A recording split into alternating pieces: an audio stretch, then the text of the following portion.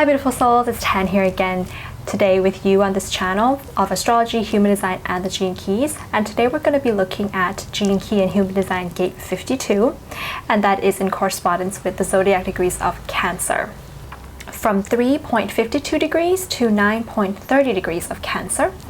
And that is associated with the vision key bird totem of the Plover, of course. So before we get started, I have made an introduction video to this whole series where I talk about your vision key bird totem and your gene key, human design, and astrology. So I highly recommend that you check out the introduction video to this series first, and I'll post a link to that up above and description box below so you can get a comprehensive understanding of how I'm approaching this series, and you can come back and watch this video. And if you've been watching my channel and you like the content that I've been putting out, you can support me on a platform called coffee.com by buying me a coffee, so that the support you provide me with will go into purchasing tools and equipments that I have to use to make YouTube videos for you guys, as well as if you're interested in connecting more with me and other astrology enthusiasts, human design, gene key enthusiasts, you can join us on our online platform called Astrology for the Uranian Souls. I'll post a link to that in the description box below as well. Okay, so let's dive right into a quick overview of this archetype. So the gene key 52, at the shadow frequency, it's called stress. At the gift frequency of it, it's restraint. And then at the city or highest destiny, it's called stillness, the still point. The dream arc animals associated with this gene key at the shadow frequency, it is the tortoise. And the life key animal at the gift frequency is the armadillo, and the vision key bird is the plover. In the 64 hexagrams of the I-Ching, this archetype is mountain over mountain, keeping still. The heart opens through stillness when it is time to rest. Rest, time to act. Act. I love that. In the codon ring, this particular archetype is associated with the amino acid serine in the ring of seeking. The programming partner of this archetype is gene key and human design gate 58, and that is associated with the zodiac degrees of Capricorn, from 352 to 9.30 degrees of Capricorn. And the programming partner is going to be the opposite point in the zodiac wheel, gene hexagram wheel, and it offers a balancing point and a complementary opposite to this archetype. And in human design, the 52 is located in the root center. It's part of channel 952, the channel of concentration or stability. I also have this archetype in my tropical gene key and human design chart as my Mars. So it's my Cancer Mars. I have a Cancer Mars, and in the gene keys it's part of my EQ, my emotional quotient. And I'm going to show you a quick illustration of this archetype from this human design card deck that I just recently got. There it is. The still point. Concentration. I love it. Yes, and if you like the illustrations that I've been showing you guys, you can follow the lady who created this human design deck on Instagram. You can find her there on Etsy, as well as Ceremonians. So let's have a look at the vision key bird spirit here, which is the plover first. So the plover is such a cute little bird. I mean, you saw my video at the beginning, right? This is a really cute bird. The spiritual meaning of the plover is that the plover comes to us, spiritually speaking, to tell us to get in touch with our wilderness, the wild and raw side of nature. It also represents solitude within, peace within, going to a place where a lot of people may find fearful, but you may find it as being peaceful and enjoying that solitude. And according to legend, the little plover bird hops in a crocodile's mouth. There's a legend where the plover does that and cleans its teeth. Now, the crocodile tends to eat birds, but it never eats this little plover. So it's also, I feel here, they say that this is a symbol of how we can sometimes be friends with our, shall we say, enemies or dangerous situations in our life. But I also view this as a character in which danger does not chase away, yes, the archetype of the plover at all. But the plover is generally known for the way that it runs in short spurts and that it would stop to look for food. It makes this like running, stopping kind of a movement. When it stops, what it actually does is that it allows itself to blend in and kind of camouflage with the sand there so that the prey don't see it. And then when it runs in peaks and shuffles in order to push the prey so that the prey begins to move and becomes visible to the plover so it can eat it up. The plover also uses what is called a foot tremble technique. They vibrate with their extending foot in the wet sand in order to scare up their prey and make it move out of the surface as well. The other thing about the plover is that they tend to make their nests in the ground, making its babies quite vulnerable to predators like dogs, rats, cats, weasels, skunks, and many predators out there, as well as seagulls. But somehow the plover still maintains a sense of calm through this chaos, which is going to be a main theme here. So if you have this particular archetype, one of your traits may be that you have an ability to concentrate on something for a long period of time. Now that's going to depend on if you have the whole 952 channel. If you have the whole of that, you can go for a long period of time in concentration without internal restlessness as well. Like you can be still externally and internally. That kind of makes sense. But if you have just the 52 without the 9, you can be more of the externally still person who maybe for some days you don't even want to move anywhere at all. But internally you still need to be doing something. Thinking, watching stuff, reading stuff, something like that. But if you're channeling this into a very productive way, what we can see here are people who, for example, are like people who like to draw or paint, right? Where you don't have to like move too much, but you have to still concentrate and you get to move more of like your imagination and your mind rather than your whole body. We can also see it in people who can do really well with like Hatha Tantra yoga, where you have to hold a particular pose for a really long time, like holding one pose for 4 minutes. Or somebody who does things like, sewing, or like where it's like you're not moving too much, but you really have to use that concentration. Or, like those diamond paintings that we can see, things like that. But of course, definitely all kinds of meditation can be mastered here. Easier if you have the 952, the whole thing, the whole channel. If you don't have it, meditation may actually be really good for you, but it's going to require a bit of work. Or on the other end of the spectrum, you could be somebody who is very restless and you can't even focus. Your energy is really scattered, which this scattered use of energy can actually lead to depression because it can like burn you out, or it can cause you to have a very low period. You have also an ability to be very tough, to be able to withstand a lot of chaotic things that happen in your life. And it actually requires a lot of energy to stay passive when there's chaos, to not be swayed by all the movement and the chaos in the world. That takes a lot of energy. So therefore, you could be somebody that people may want to come to you for advice because they sense a certain amount of peacefulness and wisdom and stillness within you, that you've been through a lot, but you survived it and you found peace. And so they want to gain that wisdom from you. Okay, so let's talk a little bit about the shadow frequency of this archetype and what that's about. So the shadow of this archetype is called stress. So the thing about stress is that we feel stress in our body, but it's actually coming from an external collective pressure. The collective stress and collective pressure is what causes internally for us to have stress. So therefore, we can see this, for example, if you are around other human beings, other people for a really long time, like in a crowded room or outdoors, the aura of people begins to press into each other when we're close to each other. And when there's too much of that pressing of each other's auras, we can feel stress. The other thing that causes stress externally is the hustle mode, doing a lot without resting when the body wants to rest, without being in flow with the natural rhythms of the body.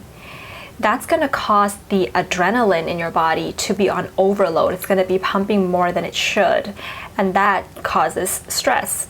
And when you can't cope well with stress, you can fall into anxiety, especially mental anxiety, because stress and anxiety go together, because when your mind is trying to deal with the stress by figuring out how to stop that stress, the mind actually goes into anxiety. So there's a little bit of an irony there as well. There's a couple of gene keys that's associated with what we would call the fight and flight mode. Like when there's a dangerous situation, we either fight it, or we either flight, or we flee, or sometimes we freeze as well. This particular gene key is one of those gene keys that's very strongly associated with that fight, flight, or freeze mode within all of us. And usually we are talking about here, in terms of your experience, we're talking about how you react to your fears. And the reaction to fears in the first place is actually what's putting you in a position of, should I fight it? Should I flight it? I can't, so I'm gonna freeze, and then I feel stuck. So it's the stress to react to your fears. And sometimes these things that happen, these situations that we're talking about here, they can be really small situations.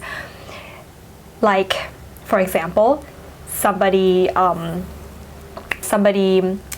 in the kitchen that you're sitting at drops their cup of coffee.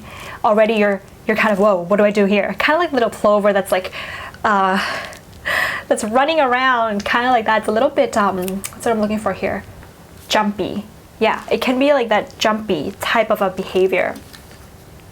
And sometimes you can't do anything when you can't fight or flight either, right? Like when that person drops a cup of coffee, let's say that, and you're on like overload with this archetype, this is just an example. You can't really fight them, you can't really flight for some reason or another. You go into freeze mode, but there's something still happening in your body. You're still wanting to react to that fear, and it can really put a big pressure on your nervous system. And when we're talking about like bigger things in life, like this archetype can put you in that frozen mode and feeling very stuck, which can lead sometimes to depression or apathy, giving up on your life or yourself, giving up on your dreams or your relationships. Or when you're in the flight mode, this can mean that you are doing way too much. There's too much activity going on in your life until your adrenal glands are overworking. And that can do a lot of damage on your nervous system, especially if you are a projector type in human design, or you are even like a manifestor or a reflector type, where you just don't have that defined sacral and you're occupying your day with too much activity. The fight mode of this archetype can go into a projection of anger onto other people. For example, you can lash out on other people, or you may cry a lot, because stress and pressure is the cause of our tears to come out. So there could be some associations there. Okay, so how do we move from the shadow frequency of this archetype into the gift of it? First things first, if you have this archetype, this is the easiest gift to get to, because there's a very practical technique that you can adopt to get to the gift of restraint, and that is to take deep breaths. So let's do that together right now.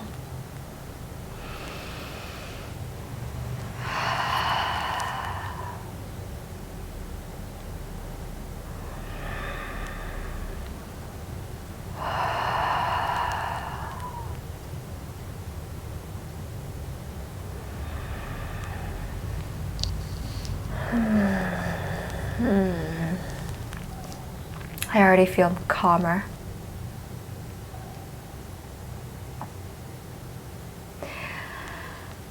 What deep breathing can really do for you is that it can help to move energy through your body so it doesn't feel stuck in your root, in your solar plexus, wherever the energy was trying to move to, but it got stuck there. So, anxiety or anger, these are like a result of our energy in the body that doesn't really know where to go or how to move. And the process of breathing, putting oxygen in there, helps to move this energy into your body, and that makes you calmer. So restraint, which is the gift of this archetype, is a balancing of passive energy and assertive energy, the passive yin energy and the assertive yang energy. And a really good way to start practicing the restraint is to notice when you want to start something. So let's say you want to start a new project. If you notice that the intention for starting a particular project in your life is coming from a place of fear, it's probably a good idea to restrain yourself from doing it. Because if you put out an energy there that you're starting something because of some fear, like fears that you're not going to succeed, fear that you're not going to be able to prove yourself, fear that you're going to lose someone important in your life if you don't do this thing. With regards to the law of attraction, you're going to draw. The universe is going to give you what you put out in return, which is going to be fear. So therefore, restrain yourself. Don't start something if the intention is rooted in fear. And any other negative intentions for that matter as well. If you want to start something because you really feel the intention is for love or for service, go ahead. And when you want to start something from love or service or good intentions, be aware that you should also continue to breathe deeply. And breathing deeply will help you to identify whether something is being started from fear or not, or is it from a really good cause. Another way to notice, your intention for starting something is to set the intention before you start something.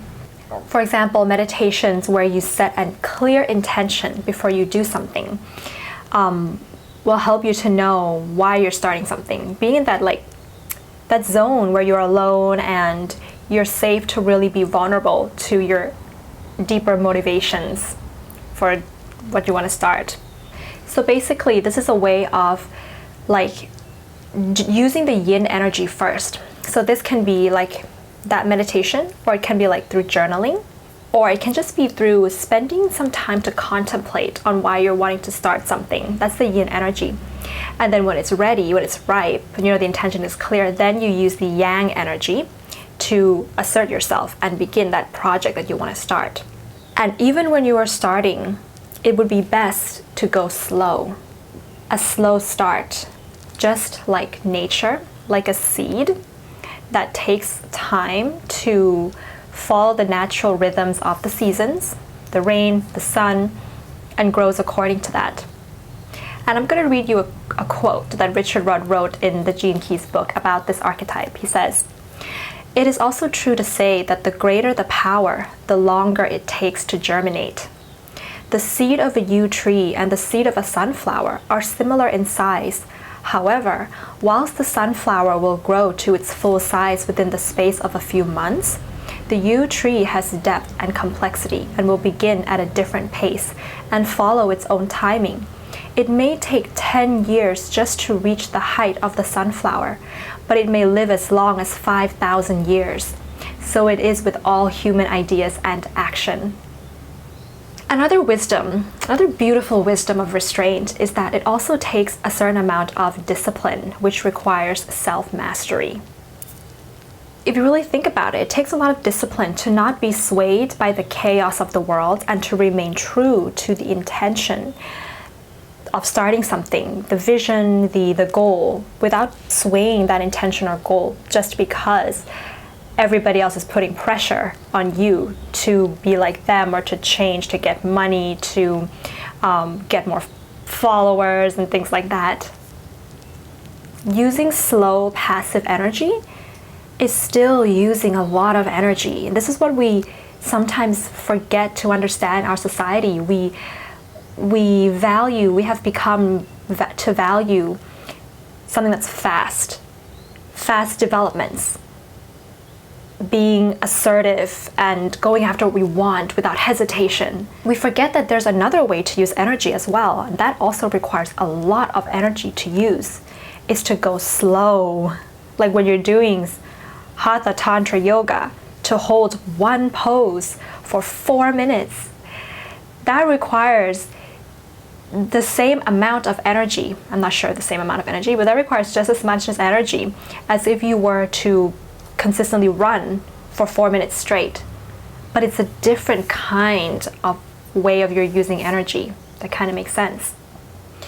This archetype in the I-Ching is called mountain over mountain. How still, how still and immovable is mountain over mountain. The mountain grows slowly. There's so many trees and flowers, and sometimes there's waterfalls, and all the ecosystem has to be just right. But when it is, nothing in nature can ever really tear down that mountain, of course, unless you have like an earthquake or something, of course. But generally speaking, very few things in nature can disturb that mountain. And I know how frustrating it can be to like have this archetype. You know, like what, because I have this as my Mars, right? My EQ in the gene keys. When I started, and this is still true for me right now with regards to the pace of my YouTube channel, I can see that there was a lot of people who started doing YouTube after me, and now they've got like 100,000 subscribers, for example, on their channel, and I've still got like 29,000 subscribers.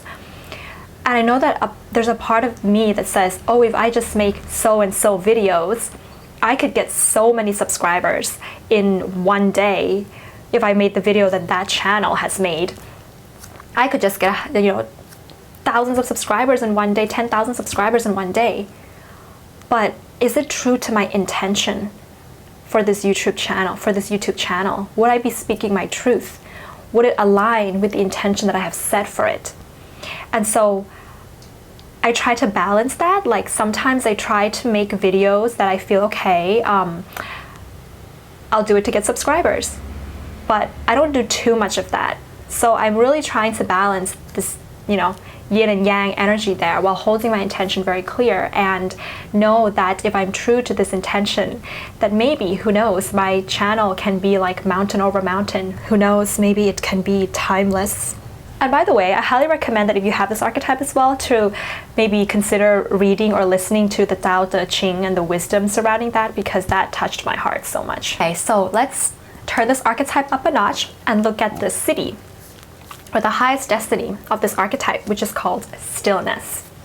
So I might as well just go ahead and read you a particular chapter of the Tao Te Ching that I think is very suitable for this archetype. So, heavy is the root of light. Stillness is the ruler of haste. Although he travels all day, the sage never loses sight of his luggage carts. Only when he rests securely inside the walls, he relaxes his attention. Why would a ruler with 10,000 chariots look lightly on himself or his domain? In lightness, the root is lost. In haste, the ruler is lost. And the explanation for this one that comes with it, it says that being heavy and still, a ruler does not eagerly spring into action, but waits until it is time, and then does just what is called for, nothing more. Eagerness to act tends to create more problems than it solves. And of course, this doesn't have to apply for if you're trying to be a ruler, but it just generally, if you want to succeed at something in life, I feel like this particular wisdom is very, very important. There's a Buddha-like quality, like the Buddha meditating under the tree. With regards to this archetype, there's a stillness there. And I feel like when we talk about the still point, I want you to think about it like this analogy here. You know how like sometimes you watch a time-lapse video where there's a person standing and they're standing still, but the camera has been set so that over a period of time where there's like the person standing on a street and then there's people moving around that person, so it looks like time is passing by really quickly while the person is standing still. That's kind of what it would feel like to be in the still point of the 52. You can feel like you're on a whole new vibration and you're not affected by fear, panic, chaos. You are enlightened from fear, chaos, stress, and panic. Because one of your main wisdom is going to be that this too shall pass. Whatever happens, this too shall pass. What's the worst that could happen? Is it so hard that we can't deal with it? And usually the answer is no. We can always handle it. We can be that mountain and handle whatever comes our way, and we don't even have to panic. There's also, Richard Rudd also talks about the principle of the tortoise. TORUS with this archetype. That's the principle of non-aggression. And if you let both the yin and yang energy inside of you swirl naturally with its centrifugal and centripetal forces, you see that there's nothing for you to actually react to. That the yin and the yang, they continue to swirl and swirl around you on its own naturally. You're basically just a witness of that energy. You see how at the shadow frequency of it, we don't know how to respond to these flowing yin and yang energy around us, that we feel like we have to go along with it. When the yang is coming our way, we gotta be yang. When the yin is coming our way, we gotta be yin, or yang, and then we gotta be yin, and yin, we gotta be yang. And so that can be out of our natural rhythm. But the city of stillness is just, it's a still point. It doesn't even have to feel like it has to move with the yin and yang. It watches the energies that's floating around it. It's a complete transcendence of yin and yang energy. Collectively speaking, this gene key can be a gene key that helps us helps the collective to pacify emotional energy and our emotional waves, to help bring more peace into the world. Okay, so that's going to be the end of this video. If you guys have this archetype, do comment below, let me know what your experiences of it has been. If you like this video, give it a thumbs up and hit the subscribe button if you haven't. If you already subscribed, then thank you very much for coming along. I, of course, do gene key, astrology, and human design combined readings. Do visit my website if you're interested in one. And yeah, I'll see you very soon, beautiful souls. Bye.